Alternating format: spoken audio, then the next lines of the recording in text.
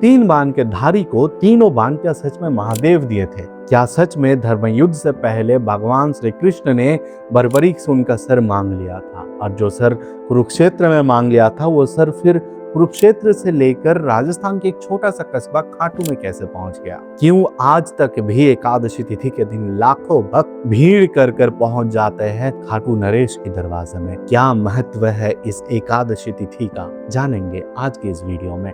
आज की इस वीडियो में ना ही सिर्फ लोक गाथाओं के ऊपर आधारित बातों को लेकर हम लोग बात करेंगे, बल्कि हम लोग बाबा श्याम के जीवन के बारे में जानेंगे स्कंद पुराण के पन्नों से। स्कंद पुराण के पन्नों से हमें यह पता चलता है कि भीम के पुत्र घटोत्कच और दैत्य मूर की पुत्री मौरवी का विवाह हो गया था भगवान श्री कृष्ण की इच्छा से। और विवाह के पश्चात घटोत्कच और मौरवी का एक बहुत प्यारा, बहुत सुंदर बच्चे का जन्म हुआ। उस बच्चे के बाल घुंघराले थे, बरबराकार थे। बरबराकार बाल होने के कारण उस बच्चे का नाम रख दिया गया बर्बरीक। और यही बच्चा बर्बरीक बचपन में ही अपने पिता घटोत्कच के साथ वो एक बार द्वारका गया और यही पहली बार बर्बरीक मिले थे श्री कृष्ण से। श्री कृष्ण जब बर्बरीक से मिले तो बर्बरीक के वो सवाल, बर्बरीक के वो हृदय देख श्री कृष्ण बहुत प्रसन्न हुए। श्री कृष्ण इतना प्रसन्न हुए कि वो घटोत्कच से कहे कि पुत्र घटोत्कच, तुम्हारा ये बेटा बर्बरीक ये बहुत बड़ा हृदय वाला इंसान है, जिसके लिए मैं इसका नाम रखता हूँ सुहृदय।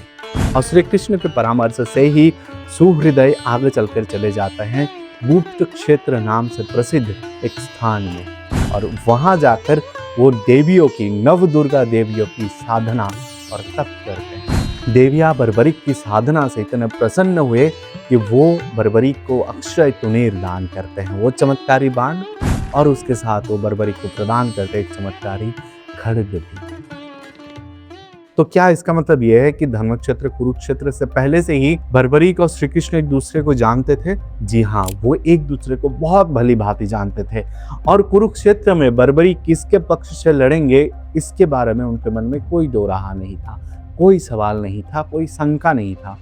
बर्बरीक पांडवों के ओर से लड़ने के लिए ही कुरुक्षेत्र में उपस्थित हुए। और इसीलिए जिस दिन युधिष्ठिर को पता चला कि कौरव सेनाओं में पितामह भीष्म ने ये पूछा कि कौन सा योद्धा कितने दिनों में इस युद्ध को समाप्त कर सकता है, उस दिन युधिष्ठिर थोड़े डर गए थे। वो भी अपने सेनाओं में पूछे कि मैं भी ये जानना चाहता हूँ कि मेरे सेनाओं में कौन कितना बड़ा वीर है, कौन इस युद्ध को कितने दिन में खत्म कर सकता है। पार्थ खड़े होते और कहते हैं कि भैया, हमें जय पराजय के बारे में उतना सोचना नहीं चाहिए, जय पराजय बाद की बात है। लेकिन फिर भी अगर आप भयभीत हो रहे हैं तो मैं आपके मन के शांति के लिए, सिर्फ और सिर्फ आपके मन के शांति के लिए ये कहता हूँ कि ये युद्ध मैं अकेले एक दिन में जीत सकता हूँ। पार्थ की बात सुनकर युधिष्ठिर को थोड़ा बल जब मिलता है तब खड़े होते हैं बर्बरीक। और बर्बरीक कहते हैं कि चाचा अर्जुन जो कह रहे हैं वो बहुत सही बात है, हमें जय पराजय के बारे में उतना नहीं सोचना चाहिए। और वो अपने सामर्थ्य से कह रहे हैं कि अकेले इस युद्ध को एक दिन में जिता सकते हैं। बस मैं अपने तरफ से कहता हूँ कि मैं इस युद्ध को एक मुहूर्त में जिता सकता हूँ। सब लोग अचंभित हो गए। बर्बरीक की ये बात सुनकर जब सब लोग अचंभित हैं तो माधव श्री कृष्ण कहते हैं कि पुत्र बर्बरीक, जिस पक्ष में पितामह भीष्म खड़े हैं, गुरु द्रोण खड़े हैं, अश्वत्थामा खड़े हैं, महारथी कर्ण खड़े हैं, जहाँ पे कृपाचार्य खड़े हैं, उस युद्ध को जीतना स्वयं महादेव के लिए भी आसान नहीं है। तो तुम कैसे कहते हो कि तुम अकेले इस युद्ध को एक मुहूर्त में जीत सकते हो? श्री कृष्ण से यह सवाल सुनकर उस अक्षय तुणीर से एक बाण निकालते हैं बर्बरीक और उस बाण को लाल रंग के भस्म से रमा देते हैं और फिर उस बाण को चला देते हैं। वो बाण उस जगह में उपस्थित हर योद्धा की मर्मस्थल को लाल रंग से चिन्हित कर देता है। तब बर्बरीक माधव से कहते हैं कि हे माधव, मेरा ये पहला बाण जाके हर योद्धा के मर्मस्थल को चिन्हित करके आ गया और ये मेरा दूसरा बाण है। इस बाण को मैं चलाऊंगा तो ये बाण जाके उस मर्मस्थल को भेद कर देगा और सारे ये योद्धा एक मुहूर्त में खत्म हो जाएंगे। इसी तरह मैं इस युद्ध को एक मुहूर्त में जिता सकता हूँ। जब बर्बरीक का ये पराक्रम पांडव शिविर में सब लोग देखे तो सब लोग बहुत प्रसन्न हो गए और आनंद से भर गए।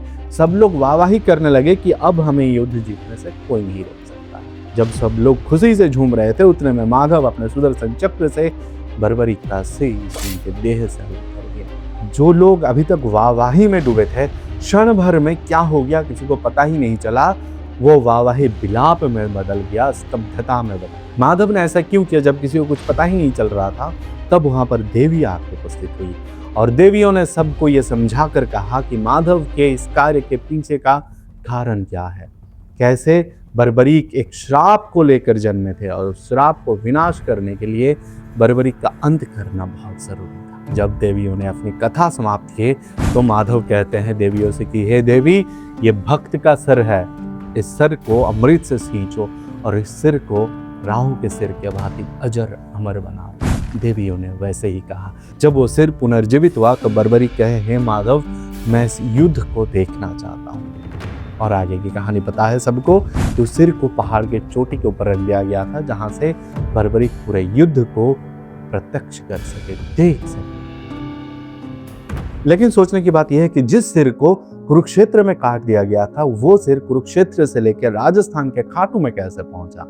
इसके बारे में हमें बाबा श्याम मंदिर के ऑफिशियल वेबसाइट से ये पता चलता है कि उस सिर को बाद में रूपवती नदी में बहा दिया गया था और रूपवती नदी में बहते बहते बहते बहते ये सिर आके पहुंचा सीकर जिले के खाटू नामक ग्राम में। सदियों बाद राजा रूप सिंह को एक स्वप्नादेश मिलता है कि जाकर मिट्टी के नीचे से उस सर को निकाले और उसे प्रतिष्ठित करे। अपने स्वप्नादेश के अनुसार राजा रूप सिंह जाकर मिट्टी खुदवा के बाबा श्याम के उस सर को मिट्टी के नीचे से निकालते हैं और फिर एक भव्य मंदिर का निर्माण कर उस मंदिर में सर को प्रतिष्ठित करते हैं वैदिक विधियों के द्वारा। इस खुदाई के दौरान जो कुंड का निर्माण हुआ, वो कुंड आज भी श्याम कुंड के नाम से प्रसिद्ध है। लेकिन एक जानने की बात यह है कि आज भी जब हम लोग श्याम मंदिर में जाते हैं तो ये वो मंदिर नहीं है जो राजा रूप सिंह ने निर्माण करवाया था। ये दूसरा मंदिर है जो राजा अभय सिंह ने सन 1720 के आसपास निर्माण करवाया था। तो फिर आपके मन में एक सवाल रहेगा कि जब राजा रूप सिंह ने मंदिर का निर्माण करवाया था तो फिर राजा अभय सिंह ने दूसरे मंदिर का निर्माण क्यों करवाया? क्या प्रयोजन था इसका?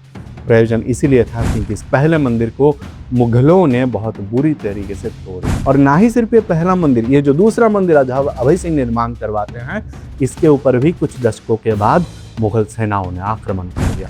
लेकिन इस बार उन्हें भारी हार का सामना करना पड़ा।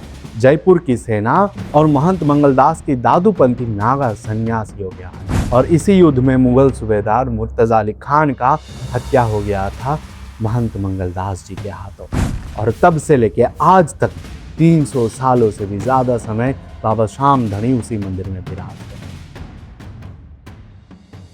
कहा जाता है घटोत्कच के पुत्र बर्बरीक का जन्म हुआ था कार्तिक मास के एकादशी तिथि में और जिस दिन बाबा श्याम प्रकट हुए थे खाटू नगरी में, वो दिन था फाल्गुन मास की शुक्ल पक्ष की एकादशी तिथि।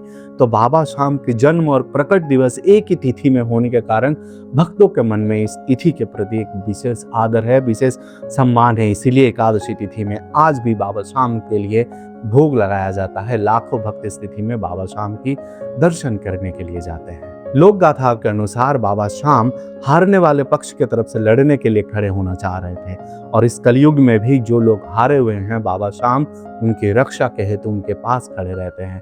इसलिए उन्हें हारे का सहारा कहा जाता है। मौरवी के पुत्र थे इसलिए उन्हें मौरवी नंदन कहा जाता है।